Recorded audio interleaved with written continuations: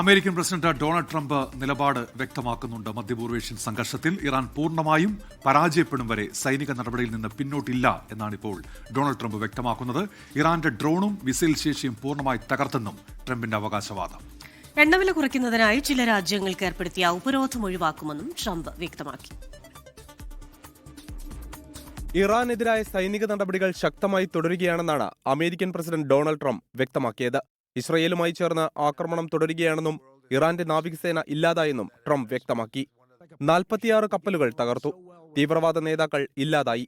Iran പൂർണ്ണമായി പരാജയപ്പെടുന്നതുവരെ സൈനിക നടപടികളിൽ നിന്ന് പിന്മാറില്ലെന്നും ട്രംപ് പറഞ്ഞു. We're counting down the minutes until they will be gone. Think of it, we had leaders and they're gone. Then we had new leaders and they're gone. And now nobody has any idea who the people are that are going to be the head of the country. And will not relent until the enemy is totally and decisively defeated. എണ്ണവില കുറയ്ക്കുന്നതിനായി ചില രാജ്യങ്ങൾക്ക് ഏർപ്പെടുത്തിയ ഉപരോധം ഒഴിവാക്കുമെന്നും Trump വ്യക്തമാക്കി.